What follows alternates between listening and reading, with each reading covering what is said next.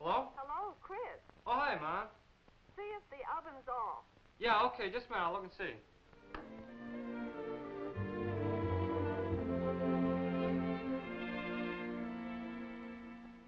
Hello? That's all. It is? Are you sure? Are you sure everything's turned off? All right, I'll be home in about an hour. Goodbye, dear. In the many small emergencies of daily life, as well as in times of major crisis, the American people rely on their great nationwide system of communication services. In every phase of private, business, or community life, there is the means of summoning help or of securing information from any part of the nation or the world. Typical of many U.S. industrial cities is Syracuse, New York. Because of its strategic factories, Syracuse fills an important role in the nation's overall economy. Syracuse has its entertainment centers as well as a bustling business life. The city takes pride in the excellence of its municipal service departments and in its school system, which is among the best in the nation.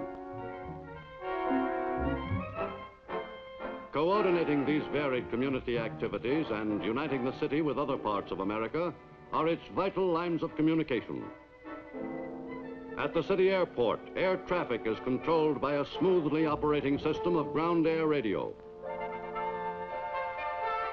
At the railroad station, telephone and telegraph messages direct the trains which bring vital supplies to the city and carry away the products of local factories.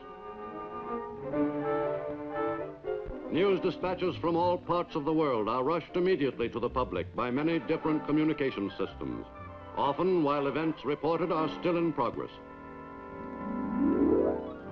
In the home life of the Norton family, communications of all kinds are important. They count on their newspapers to keep them informed of local as well as international events. They look to radio and television, not only for information, but also for entertainment.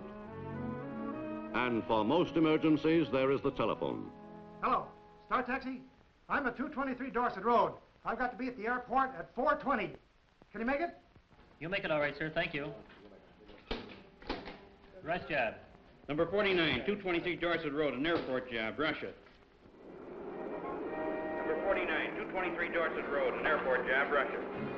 223 Dorset Road. You're there now. Okay. Of key importance among communications in many American cities is two-way radio. For many everyday activities, this is the quickest way of coordinating operations. Mr. Norton, like many Americans, has long taken this kind of service for granted. One American who does not take his communications for granted is young Chris Norton. For more than a year now, Chris has been a radio amateur, a ham, one of the more than 80,000 Americans who make a serious hobby of shortwave radio. With his home assembled rig, Chris has spoken to other amateurs in all parts of the world. For construction crews like those of the Crevec Company, two-way radio is much more than a hobby. During the course of a routine day, the foreman makes dozens of calls for additional men and materials and to report on progress. Occasionally, an emergency arises. Hello, Bill. There's been an accident up on the highway, alongside where we're working. 2 cars. About 6 people. One needs help badly. Within a few minutes, the Crevec office has notified a city hospital. Calling Mobile 2. Calling Mobile 2. Calling Mobile 2. Dr. Scott speaking. Where are you? We're on our way back. There's been an accident on Highway 11, just beyond South Bay Road. Okay, we'll go right over.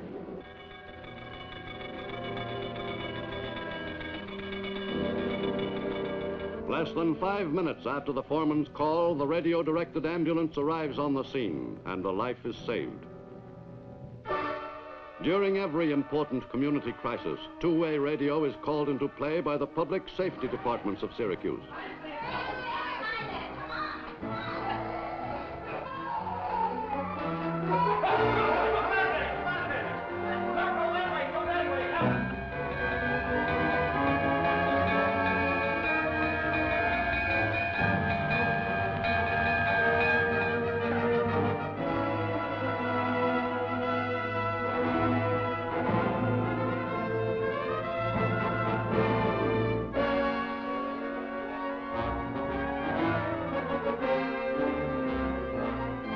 Car 63, fire, Borden and McLennan. 63, message received, 6-3. Here we go, Herb.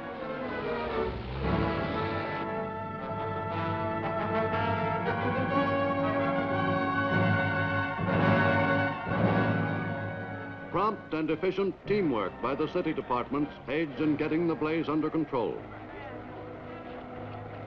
Chief Conley talking. Send me 2 pumpers and a hook and ladder. The utility rig from the lighting company shut off the gas main. There's a main valve half a block north of the fire. Get there as fast as you can and turn it off. Right. Go ahead. Fire at Borden and McLennan. Get over there and keep us posted. Okay. Hi, Red. How you doing? Just about over now. No one killed. 2 women and 3 children were overcome by smoke, but they're expected to recover okay. The owner estimates the damage at about $25,000. Over the years, two-way radio has become an essential part of community life in America. It has helped to save thousands of lives and millions of dollars in property. It has proved its worth time and time again. At the most unexpected times, cities throughout the world have been exposed to destruction from floods, storms, fires, earthquakes, and other disasters. At these times, the lives of those in the community depend on the efficiency with which rescue teams can work together. Today, as in all the major industrial centers of the nation, civic leaders in Syracuse are laying plans to meet the gravest emergency their city can possibly face. Of paramount importance in their planning is the role of two-way radio, at a time when other communications facilities may become inoperative. Colonel, our communications men are holding a meeting next Tuesday. Do you suppose you could be on hand to tell us something about the situation which we may have to face? Sure, I'll make it a point to be there. Fine. You've done a good job in setting up our station, Jim. Is it operating now? Oh, yes. We always have a man on duty, and there's a large auxiliary group standing by. I'd like to see your setup. Well, I think that can be arranged. Do you have time to see it today? I think so. Fine.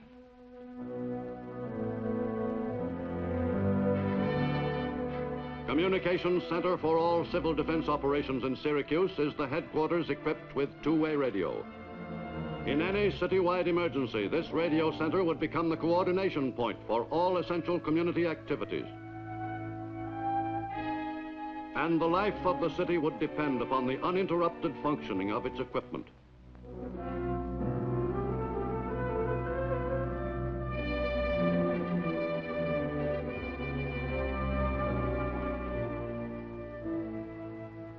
We charted every two-way radio station and mobile unit in the city. We've over 400 of the mobile rigs here. Most cities don't realize how many they have until they count them. Now, this unit over here is a console.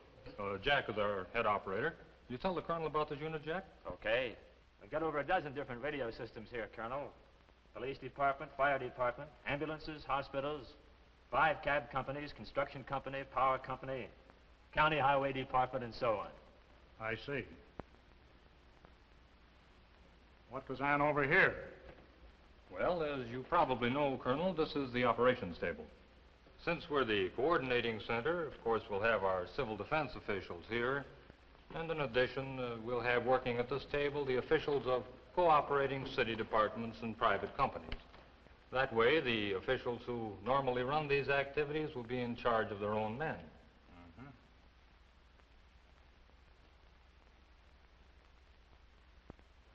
What's that out there, emergency power? That's right. We figure if the telephone lines are down, the power lines will be too. That's why our mobile units are so important. They'll operate on their car batteries. Now, a lot of the key stations in our network have generators like this one. And the fire and police departments have standby stations to take over in case the main station is hit. If both of them are knocked out, we can take over for them. Oh, the hams have their own emergency hookup, too, that ties in with us. I'd like to have you meet one of them, Colonel. Chris Norton, Colonel Cavanaugh. Chris goes to the university here. If there's an emergency, the radio amateurs will be on hand to help operate the station and keep check on the equipment. Well, where does this fit in the picture? Well, it operates on the amateur frequencies. About, 20 of us have mobile rigs. This keeps them in contact with headquarters. Thank you, Chris. Well, there's only one thing more I can think of. What if this station goes out, or your men can't get to it?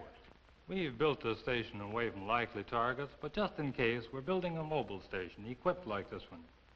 It'll be kept a long way out of the city, ready to move in the event this one is damaged.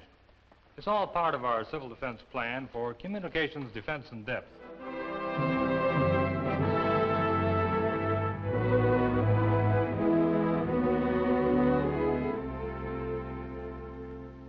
As you can see, we can't predict the kind of raid that might take place or how your city would be affected. What I have told you, with some reservations for security reasons, represents the best information we have to date.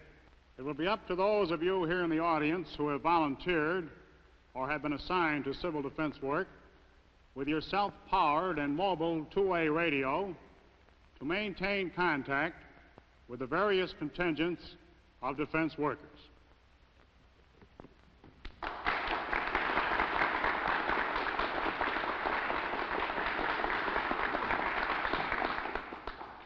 Colonel Cavanaugh has given you a picture of what might happen to Syracuse in the event of an attack. Now let's visualize this attack on Syracuse. Our factories are humming as usual. Our power and communication lines are still functioning to make our lives easy and efficient. Clinton Square is bright and serene in the sunshine. Downtown, it's a busy day. Stores and streets are crowded. A typical day in the lives of millions of Americans to whom war has always seemed so far away. And then...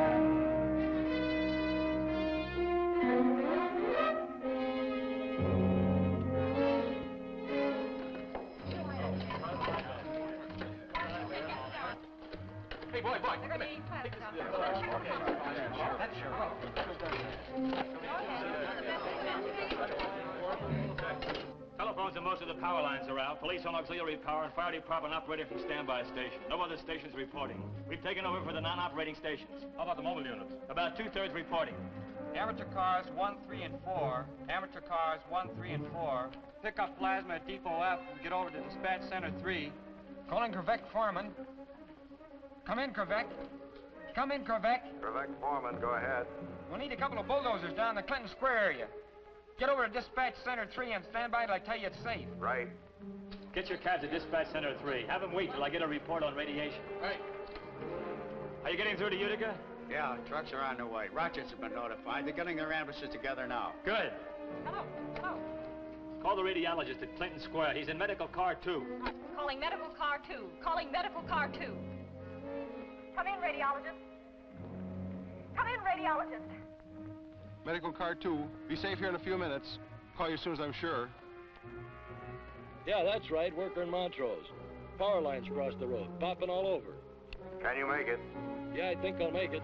Car 9. High line down to Worker in Montrose. Get there as fast as I can. I'm near the university. Are the roads clear? Stay away from Clinton Square. Right.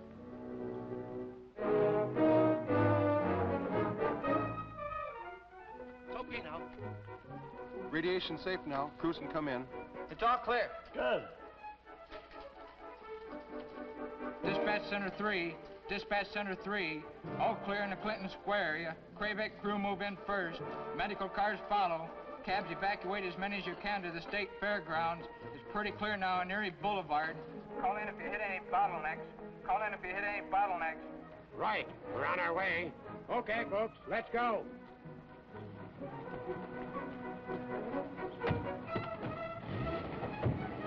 Follow me.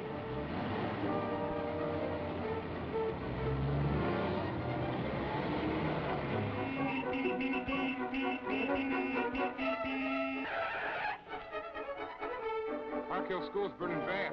Any kids in there? Over 300. Chief, there's a bad one at Park Hill School. Oh, that's terrible. Where are you now? Near Schiller Park. It's under control here. You better get over to Park Hill School. Right. And go by the way of Grand Boulevard. And stay off at James Street. It's all fouled up. Right. A police car will direct you when you get close. Make it fast now. Get that, Dr. Scott? Yeah, Park Hill School. We got 4 ambulances with us. They're from out of town, don't have radio. Shall I take them all, or can you use some of them elsewhere? Better keep them with you. Things are getting under control over at Clinton Square, but the school situation looks pretty bad. Cut around Genesee Street. Take your second left. You can't make it on State. Follow them.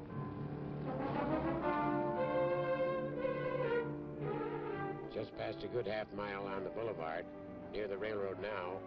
Road blocked up ahead with wreckage. Okay, we'll get it cleared. Keep us posted as you move along. Hey, John, another roadblock out on State Fair Boulevard near the overpass. Okay. Highway Crew 3. Highway Crew 3. Come in, please. Come in, please. Crew 3 reporting. Got another job for you. Get ready, boys. Here we go again. Fire's almost out at the school. Are the children all out? I believe so. We're taking a count now. Good work. The kids are all out. That's great, Chief.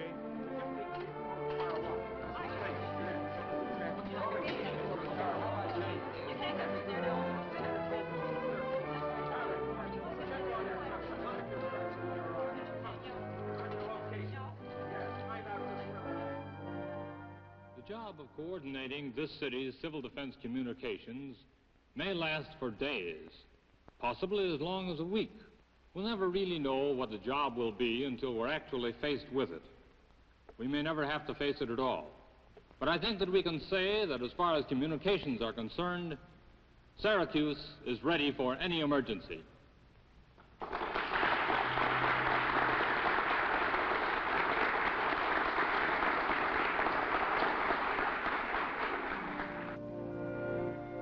Because the people of Syracuse have prepared themselves with wisdom and foresight, they can today enjoy life in the fullest measure. Chris, dinner's ready. Okay, Mom, coming.